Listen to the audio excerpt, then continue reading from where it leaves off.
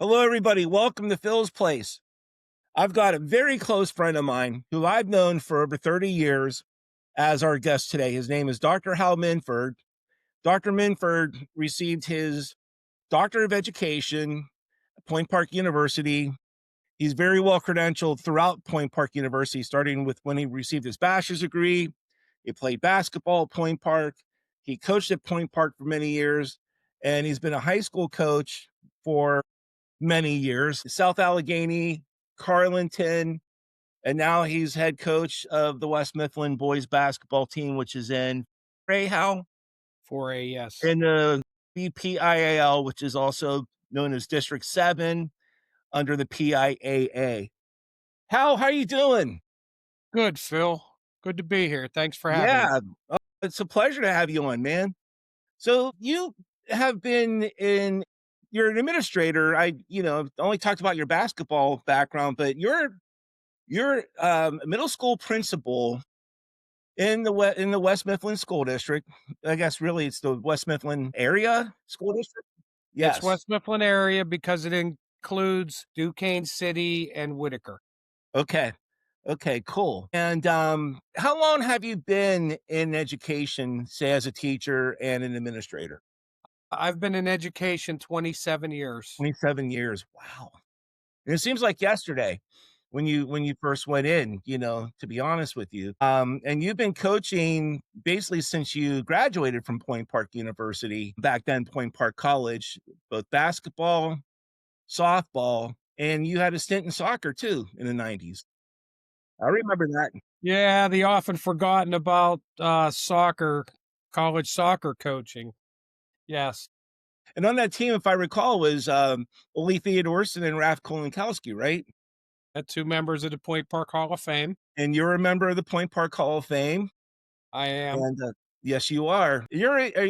And we have, like, a really, really good group of athletes that are in the Hall of Fame, and it's not easy to make the Hall of Fame, No, and, it is it's not. great that you're a member of that.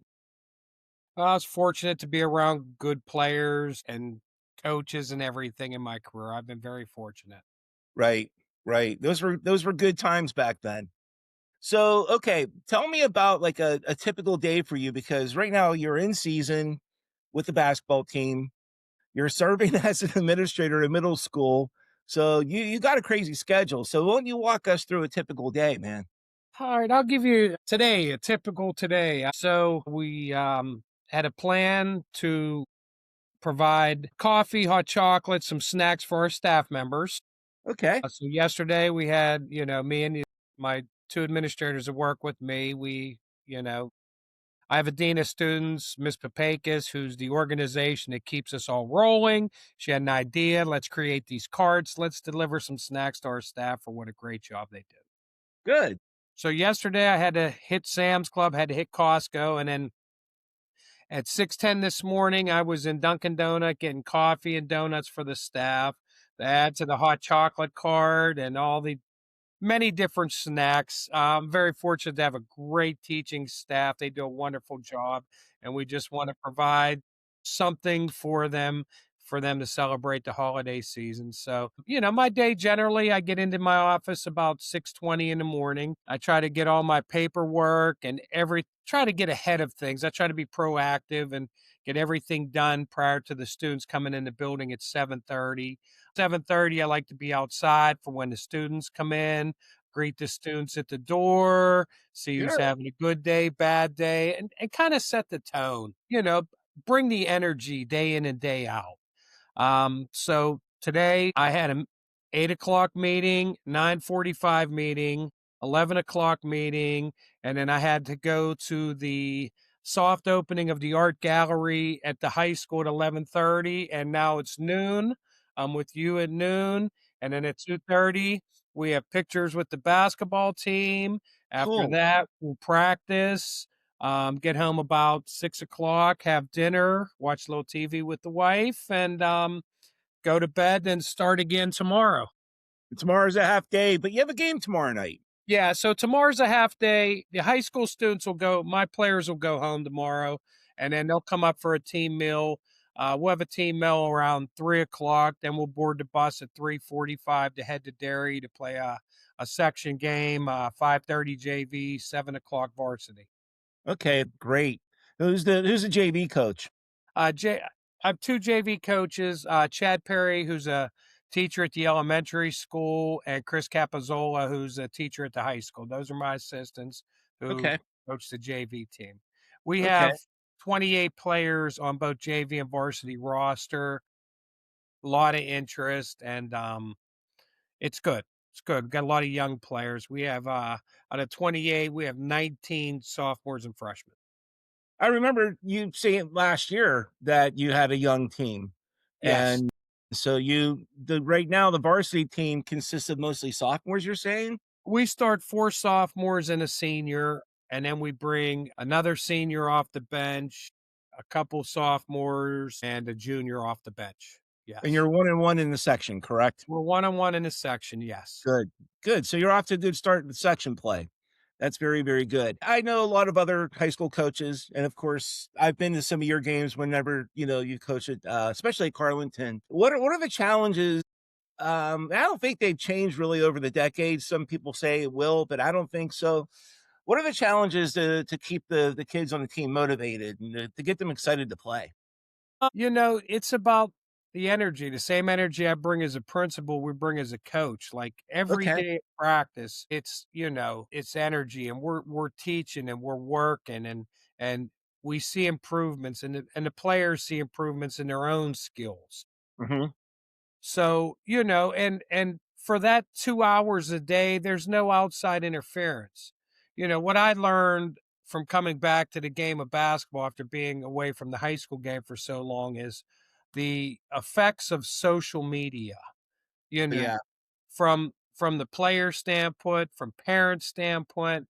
I mean, it is just like you look in the stands and everybody's Facebook live the game. Meanwhile, the games are shown on Huddle Live, but everybody's I guess I don't know what they're saying. Maybe they're commentating on my coaching. I have no idea, but like everything is streamed, yet everybody has a phone up and they're streaming the game, catching all I guess their child's Yeah. highlights, which is Yeah. nice to have those memories.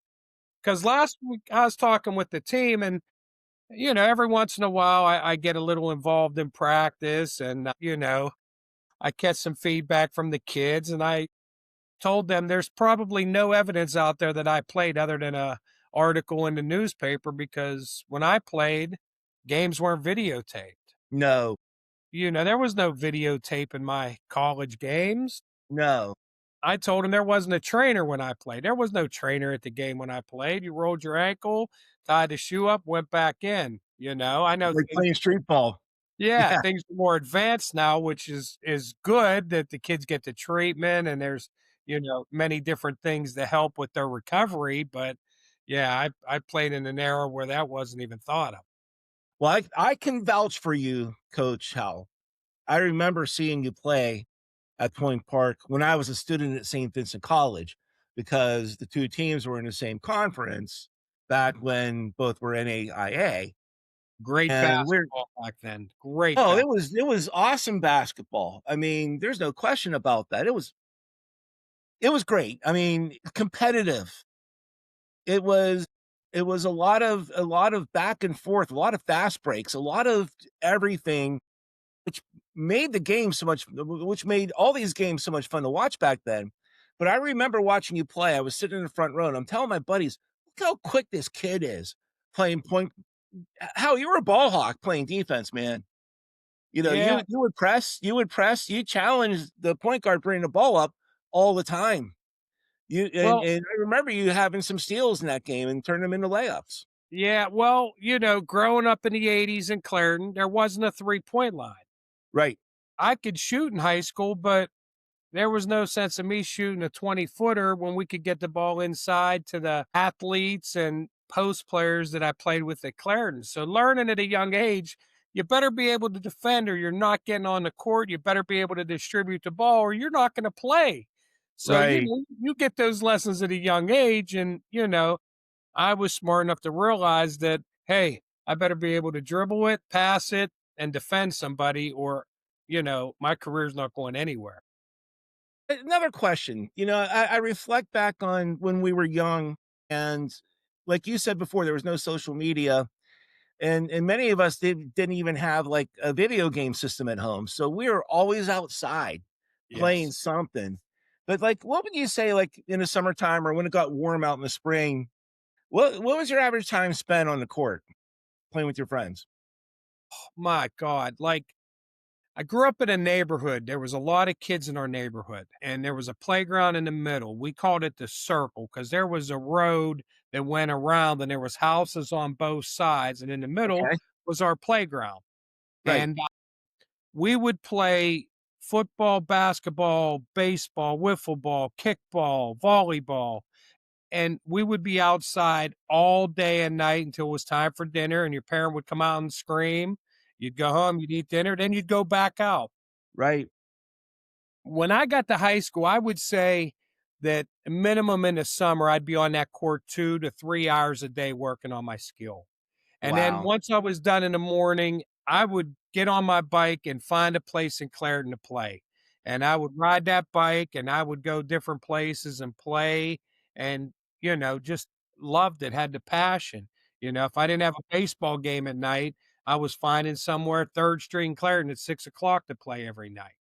That's You great. know, and one of the most disheartening things that I have seen growing up in my neighborhood, I took my son Owen, who's involved in the college basketball game as well, back to my playground.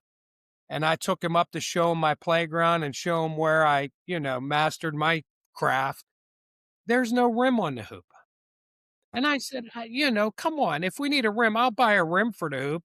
But the Right. neighbors don't want the rim on the hoop because the kids will be playing late and it'll disrupt them. I'm like, it sucks to be a kid now from the standpoint that they don't get that time in the playground. It really Yeah, and that's a truly shame. does. That's how the game grew, when we were kids, and then especially, like, we idolized Pitt's basketball program in the '80s, as they grew, and we read about Charles Smith. We read about Demetrius Gore. We read about Jerome, Jerome Lane. Lane. These kids, when they were kids, they were playing night and day where they were from. A lot of them were from New York City, and, that's where in Brooklyn, that's where street ball, I call it, that's where it was at its best, Yes. and that's how they harnessed their skills to become, who they were in college, and some of them went on to play in the pros and all that kind of stuff.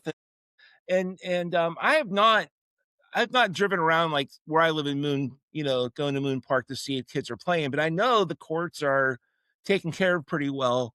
And I would hope that there are a lot of pickup games going on.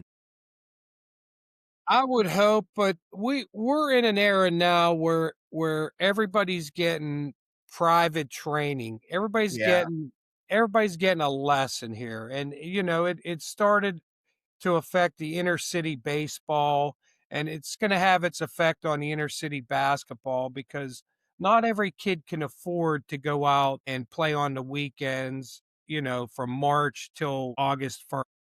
right. There's just a cost. And, kids are going to be left out because they can't afford to do those things. It's a And it's shame. kind of sad, but those kids also need to be in the playground learning their craft there. That's, that Mark Jackson, the coach at Point Park, told me once basketball is a popular game because all you need is a ball and to find a hoop, and there's hoops everywhere. Right. So, I always remembered that. It's a great point, there's no question about that. And when you look at the game back in the '80s, in the early '90s, this is an opinion of mine. You'll never see basketball like that ever again, I'm talking like on the NBA level now, because back then, again, those rosters, the Michael Jordans, the Patrick Ewings from back then, Magic Johnson, Showtime out in LA, they all played inner city hoops, or out, doesn't matter if it's inner city or suburb or rural, they're out hooping day and night, like we were just talking about earlier. And those guys played hard. They played very hard. You better be ready to Pack a get lunchbox. knocked down. Yes. you better get ready to catch an elbow to your nose, going up for a rebound, all that kind of stuff, and it's part of what made the game fun, for me back then. And it's Well, my back favorite then, era. we used to have to buy Street and Smith magazine to see who the good players were. Now Yeah. you turn on your phone and you got below average players that have, all these highlight videos. Only the good parts are shown in the videos, you know? That's a great point. Yeah, back then we'd have to read that magazine, and, Yeah. I remember going back to had to be 1982 when Lloyd Moore was declared, and I had to buy the magazine and read about Lloyd Moore, one of the top Wow. big men in the country. Yeah. Yeah. Wow. So I'm going to ask you this question. It's not like rapid fire, but we've been talking about the NBA and we've been talking about street ball, for the last couple minutes here. Who's your top five? Who are your top five from the NBA? Today? The All NBA time. today or all All time. time? All time. Wow. I mean, Bird and Magic saved the NBA. Yes, they did. They saved the NBA. Then, you got Michael Jordan. I mean, Kobe Bryant. And I'd have to say LeBron because for somebody to do what he's done at his age is Right. just amazing. And, there's others that could be in there. I mean, Barkley was phenomenal below, under 6'5" player, and Iverson under 6 foot, and, Right. Kareem. And there's just so many, but, those would be my top 5. I'm sure that, people always have the argument, who's the greatest of all time? I never witnessed Wilt Chamberlain play in person, but my goodness, Michael Jordan played 82 games a year. Yeah. He played Yes, he did. 82. He didn't, there was none of that management stuff with him. He went out and Maintenance played. days. Yeah. So, You yeah, can that's take my it. top 5, but I've always been more of a college basketball fan than a pro. Right. Right. You know, I watch more college hoops now than maybe I ever have, because there's so many games that are broadcasted now. Back when we were growing up, you saw maybe just like the top programs playing on a Saturday afternoon. Now we got college basketball every night. We got women's college basketball we can watch, Yes. which is a good game. They hustle. They're that's a fun game to watch, watching the women's play. Uh, Absolutely. Well, think of this. Jerome Lane's dunk was on tape delay. We didn't even get to see when he broke the no, you backboard had to live. be there at the field house to see that live. Yes, and it was on tape delay, so we all turned ESPN on the next day to catch the dunk and, watching TV. And if we had social media back then, Hal, that would be on Twitter just like that. Yes. That would be on Instagram just like that. TikTok. It doesn't matter what outlet. Everybody would know about it within 30 seconds. And like you said, I totally forgot about the tape delay thing, but that may have been like my single all-time favorite moment in all of basketball, you It know. was a classic for sure. And that's a team that should have won a championship. Well, I remember, a friend of mine, who's no longer with us, Steve Maislick, was on the team, and they interviewed him. He said he loosened the rim up in warm-ups. He was from Freedom and played at Pitt at the time, 6'11". Okay. Yeah. Okay. Okay. Wow. Now you coached a lot of softball too. Yes. And do you what are your memories of being a softball coach? Oh, man, wow. I've coached a lot of great high school players. I never, when I got to South Allegheny in 2010, I was like, never realized that I was gonna coach, and I thought it would be a couple years, and then, 11 years later, I was, won the section championship, in the playoffs. Just the kids, the memories that we shared winning. We had a lot of really good teams there. And, it's like anything else. When you win, you share that moment with that team. When I see those girls, like they came out last year when I was coaching basketball at South Allegheny. And one funny comment was, didn't know it was you coaching until you started yelling. And then just seeing the teams that won, were on my section championship teams and just staying in touch with those kids, watching a lot of my players go to Point Park. Even here at Great. West Mifflin, I was an assistant coach here for how many years, and we just had 2 players sign to go to Point Park, and, That's great. it's just it's fun to watch. Softball, when I started coaching that back in 1993 and the Olympics were coming, softball was coming to the Olympics, I said, "This game is gonna boom, and Right. it's gonna explode," and that it has. Right. It's a great game, and when the spring comes, I still go down to practice here and there and help out. I don't have the time I used to, but I Yeah. still go down. Last year, I went on a Saturday to do infield practice with them and work with the girls. Oh, cool. So, I try to stay involved as much as I can with it, but the basketball is a really time consuming. Sure. Absolutely. Yeah, there's no question about that. And again, we talked about, basketball being on TV every night. There's a men's game, a women's game. The college softball game has now gotten a lot of exposure. Yes. In another situation where almost every night of the week you can catch Oklahoma playing Texas or whoever these other big programs are around the country, they're on and another fun game to watch, very competitive. One thing I never really understood and it would be the concept of teaching fast pitch. Just their wind up, their delivery and everything. And for somebody who's never pitched before and you pick someone to pitch, okay? Uh-huh. What is that training like?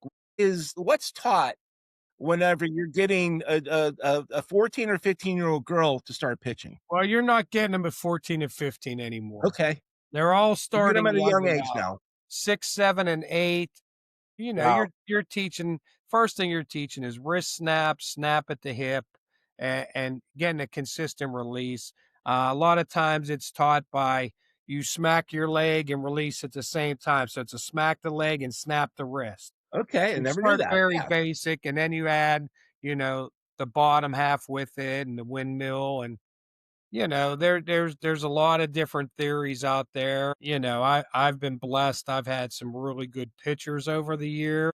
And then when I came here as an assistant at West Mifflin, I got to work with the pitchers and we've had some good ones. We one of our former pitchers is pitching at Pitt Johnstown right now. Oh, Another great. pitcher's playing up at Clarion. We had a shortstop that played at Ohio University. Okay. Been lucky to be around good players, but everything is specialized now. So they got their pitching Right. coach. So Right. now, when I was at Point Park coaching in the early 90s, I'm teaching it. Mhm. I'm teaching, you know, the rise ball, the drop curve. I'm teaching those pitches. Whereas now you're just refining the skills, making tweaks, observing what they're doing, and trying to find, different flaws. So it's different. Everything is specialized.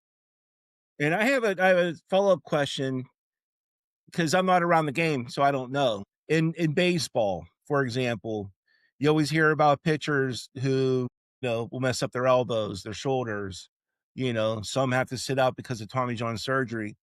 Do softball pitchers encounter similar injuries or not at the level of baseball? Not nearly at the I level, didn't think so. I didn't you think know, so. when I was at Point Park, I had pitchers that would pitch 33 straight games. I would use Wow. one pitcher a whole season. Yeah. Now the game has moved to multiple pitchers. They use closers, different things. With the specialized training, everybody can hit a fastball because you get into the batting cage, you turn it up, and you hit where the pitch is at. Right. So, now it's about the movement of the ball. It's all based on the spin of it. So you Okay. gotta get that ball to move up, down, in, out, and you just gotta keep the ball moving. It's a skill.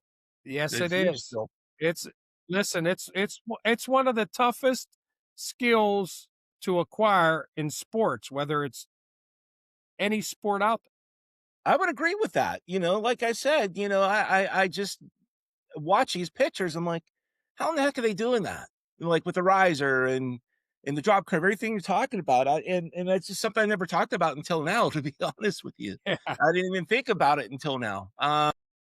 But what's Like, I'll what's give you an example, not to get too yeah. technical with the coaching. No, that's So, okay. rise ball and the screwball from a right-handed pitcher are very similar. The difference is on the rise ball, the pitcher got to be on their backside. All right. So Okay. that's a tilt back, right? So now you're talking about like, inches, a difference of whether the ball screws inside or goes up. Like Okay. it's an art. It definitely is an art. And for the hitter, how easy or hard is it to recognize whenever they're leaning that way that they know they're getting a particular pitch It's thrown? almost impossible with that reaction time. Now, when I Okay. started coaching softball at Point Park, the pitcher's mound was 40 feet away. Right. Then when the game started to get popular, it went to 43. So I was coaching college with the transition of 40 feet to 43 feet. Okay. Yes. And when I tell the kids now, oh, yeah, I coached a game when it was 40 feet, they're like, 40 feet. And that pitcher was, you get a 6'2" long pitcher, they're on top of the batter. Right. 40. Right. Wow. See, and that was another thing I was gonna ask was the distance. Now, my follow-up question to that is, what's the equivalent of a fastball in a softball game, 43 feet from the mound to home plate versus, say, a college baseball game when you say, like, I'm not even gonna say Paul Skeens because he's a phenom. He's abnormal. He's from another planet. But let's say you have, like, an average college pitcher who might be playing minor league ball for a couple years, lucky to hit 95 or whatever. What's that pitch equivalence in softball to baseball? In your 70s, you get into 72 to 75 and you're in the high 90s. Okay, Yeah. okay. And it's that reaction time. Those hitters at the college softball level, the hand-eye coordination is phenomenal to get the Sure. bat. Oh my gosh, yeah. Yeah. That's That's why why that's what makes softball such a great sport is the technical part of it, the difficulty of pitching, the difficulty of being able to have that hand-eye to get a solid hit, ball to barrel, just yeah, and even, when I finished up as the head coach at South Allegheny, we were playing small ball. We were still bunting, running, but the yeah, difference became the power that these kids have now. The right. fact that, you have high school players that hit, 12 to 15 home runs a season. It wasn't like that way back in the day. The game was a small ball and you were playing, you know, 2-1, 1-0, 3-2 games. And now you're seeing big scores on the board because, it's become specialized. Wow. Wow. Yeah, now you got me excited for the season to start, to be honest with you. Yeah, if I go out with my friends and hang out at Permanis or at, a local bar down the street, the Hanger, if there's a softball game on, someone's like, "No, I'm watching this." Yeah, I spend a lot of time watching the softball. I enjoy Yeah, this. yeah, great sport. What are some of we've been talking about basketball and baseball, or softball. What are your other favorite sports? Like, if you could coach another sport, what would it be and why? Sorry to put you on the spot. I don't think I'm putting you on the Yeah, spot. You got this. like in the youth game, I coached my kids in baseball for many years. I don't think I would coach anything other than softball and basketball. It's the only sports I know. I'm intrigued by the football because of all the video that comes with it now. The Right. fact that, even, just coming back with this, to basketball after being away for some years and the huddle and watching video and breaking down video. And I could send an email. Can I get a copy of this tape? I got 3, 4 copies of every team we play. I could break down a tape, watch tendencies. It's a lot with the video. But no, I don't. I'm too old to learn to coach another sport. I'm good with softball and basketball. Right. No, I get it, I get it. You talked about your son Owen. He's involved at Penn State Bear, and he's working as a coach now. He's done Yes. because of an injury, correct?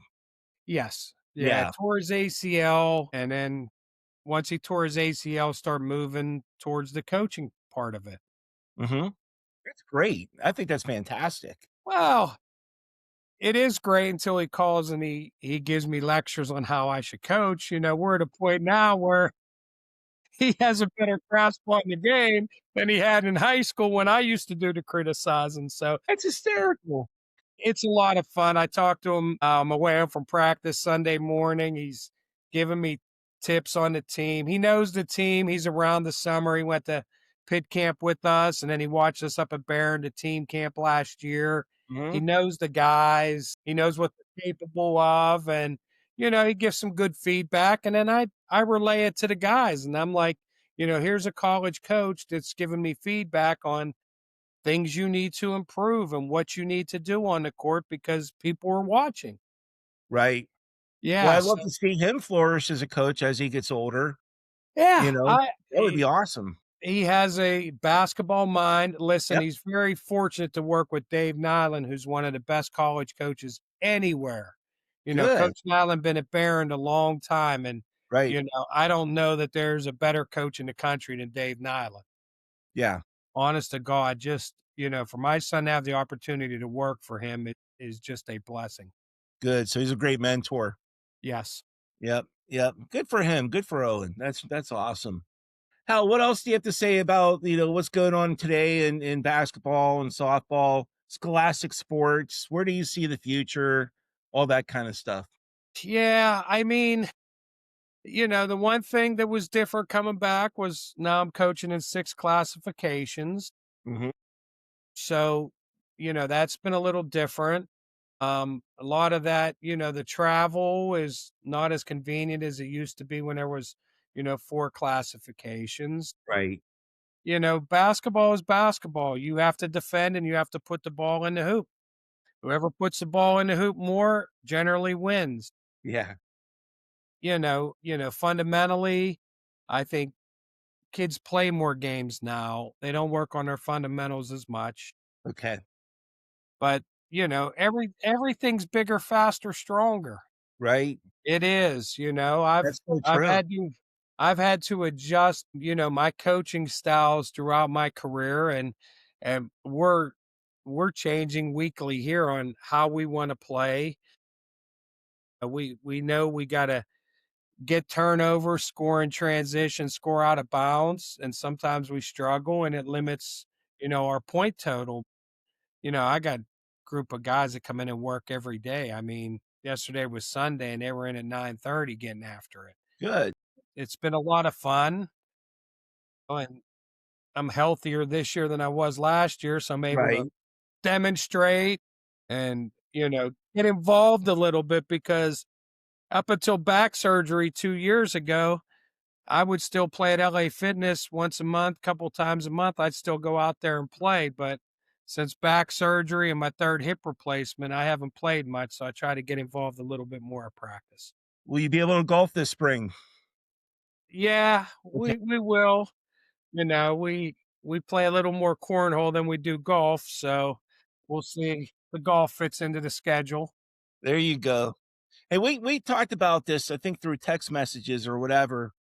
You're one of the only coaches in this region who coached in the Final Four for basketball on the high school level, correct? No, Final Four in college, Okay, yeah, that was right. Final Four in college, quarterfinals that in was the first part. basketball, Yep. quarterfinals in basketball.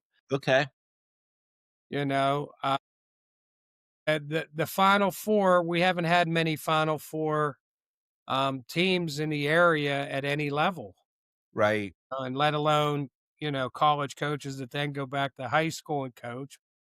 Yeah, 1997 Point Park team, um, was one of the best teams in the city of Pittsburgh.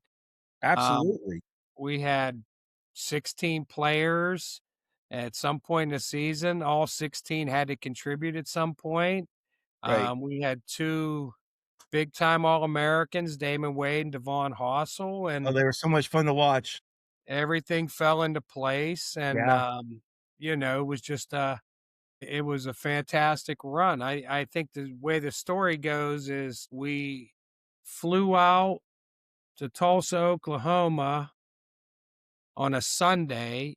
Mhm. We beat Westminster to go to the national tournament, so we end up taking their plane tickets and hotel, and we packed for a couple days, and next thing you know, we were down there for a week. Yeah, we, we so we get there on a Sunday, and we kinda drive around Tulsa, Oklahoma, and, get the lay of the land. And the Monday night they had a banquet where they had all 32 teams. We were the 26 seeded team.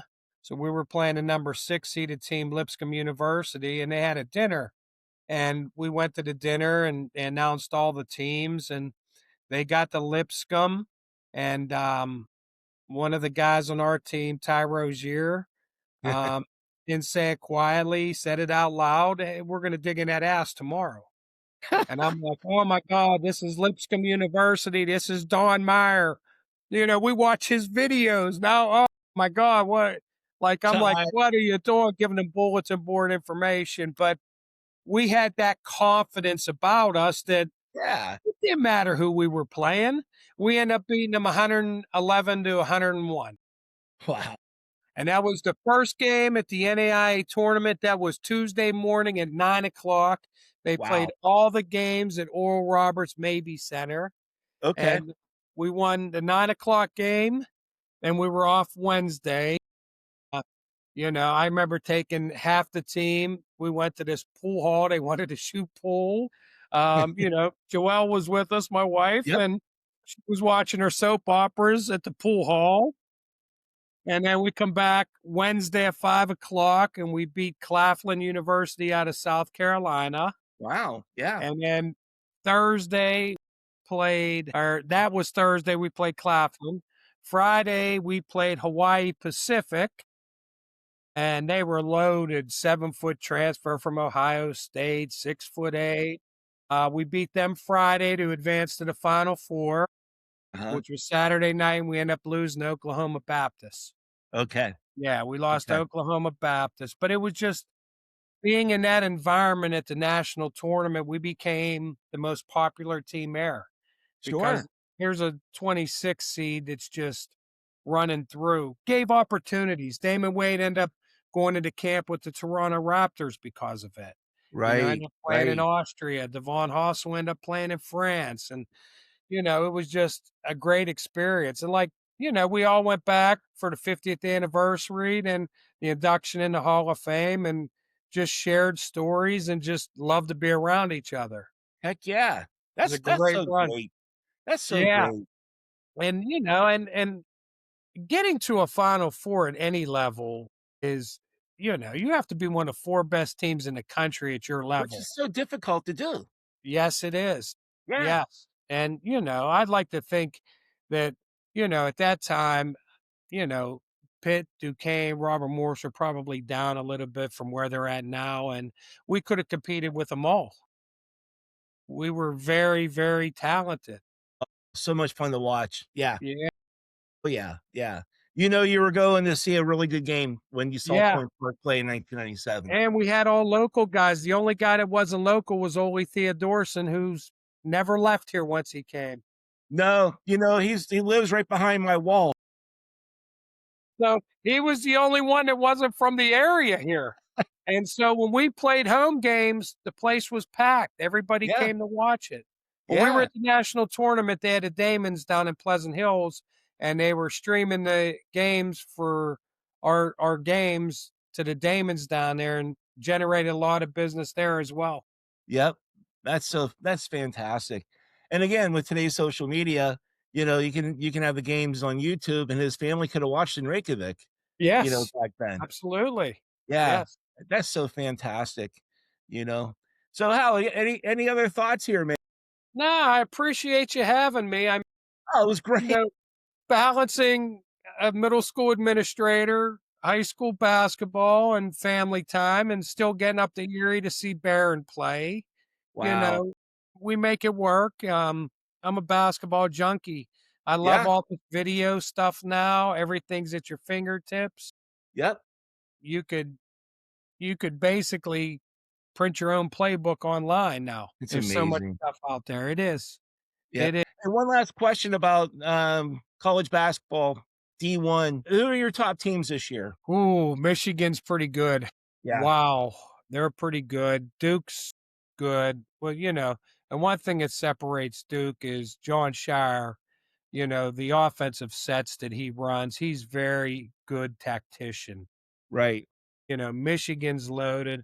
Alabama's always there.